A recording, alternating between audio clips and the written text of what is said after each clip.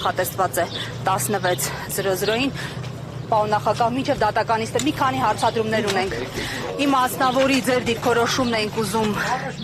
լսել եկեղեցու եւ վեհապարի թիրախավորման վերաբերյալ։ Բայց ինչ դիրքորոշում ես պետք է ունենամ։ Ուզում եմ զավթել, այդ հայտարարության հանդեպ Մի հարց տվեք։ ով է դիրիժորը։ Չէ, դուք խոսեք պարոն նախագահ։ Այդ հայտարարության հանդեպ ես ինչ դիրքորոշում պետք է ունենամ։ Չի որ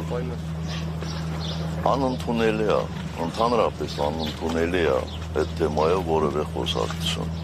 Այս խոսակցությունը ենթադրվող գործողությունների ինչ հետևանքների կբերեն եւ հաշվի առնելով, որ Փաշինյանը այսպես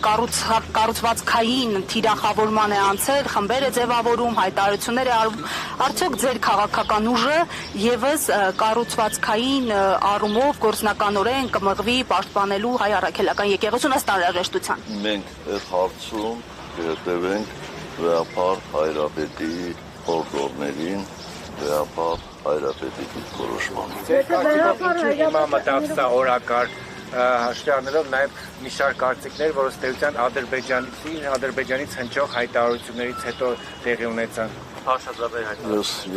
Ես կարծում եմ, որ որպես առիթ երևի Շվեյցարիայում վեհապար Հայրապետի ելույթներ, այդ միջոցառումներ, բայց ամբողջովին տեղավորվում է իր այսպես հնարած նոր Հայաստանի կոնցեպտի մեջ։ Այսինքն հայոց պատմությունը փոխելով Հայաստանի պատմության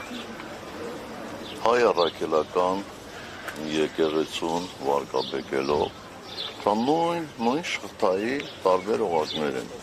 եւ այստեղ զարմանալու բան չկա։ Այս պատերազմի որոշեց առաջադրել Դավիթ Համբարձումյանի տեխնացությունը իմպիչմենտի այս գործընթացը։ Որտեղ Դավիթ Համբարձումյանը արժանի է դրան, Դավիթ Համբարձումյանը վիճակի է այդ ուղղությամբ լուրջ պայքար մղելու։ Նրան թիրախավորում են որոշ հարցերում, դրա համար եմ ասում, կար ավելի պակաս խոսելի մարդ։ Չնայած նրա անձնային որակները բաց են գնահատում ճանաչողները, բայց թիրախավորում են որոշ կրիմինալ կոնտեքստ են դրան հաղորդում։ Ասում են նվեր արեց ՀԿ-ն մեզ։ Դուք էլ ասեք։ Այդ այնպես որ ում էլ առաջադրեինք ակնհայտորեն մեծ հակազդեցություններ արժանանալու եւ այդ մասին ես ձեզ ասել եմ, երբ որ հարցրել եք ինչու տեխնատու չենք առաջադրում, ես ասացի, որ մեր պարագայում հակազդեցությունը շատ մեծ է։ Կարծում եմ հիմա դրանում համոզվեցիք։ Բայց ասում եք նաև իշխանության չեք հավակնում, փաստորեն հավակնում եք կոնցեպտ։ Ձեր հարցը, այսպես ասեմ, ձեր տրամաբանությամբ շատ սենց նուրբ պատրաստված է։ Այո, մենք իշխանության չենք հավակնում։ Այս պայքարը ոչ թե իշխանության համար է, այլ իշխանափոխության համար է։ Միթե պարզ չի բոլորը։ Իսկ հնարավոր է իմպիչմենտը դառնա այդ թրիգերը, որ կարող է իշխանափոխություն առդ բերել։ Ումով ուզում է, մենակ իշխանափոխություն լինի։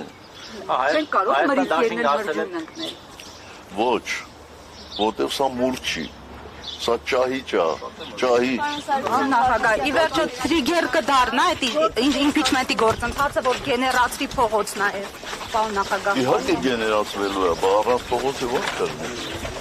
Պարոն նախագահ, քաղաքացիական պատերազմի վտանգ տեսնում եք։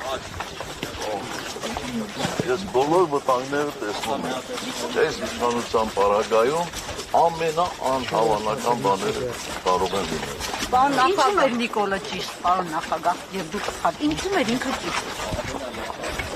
Ես ձեզ երևի դուք բացակայել եք նախորդ անգամ, ես ասել եմ 18-ի հետ կապված, ես Ասուլիս կտար գիտեմ, բաբա եթե գիտեք հիմա ինչու եք նորից եք ասում։ որովհետեւ տանջում է այդ հարցին, զուզման Մի տանջվեք։ բայց կար մի հարց, որի ճիշտ է։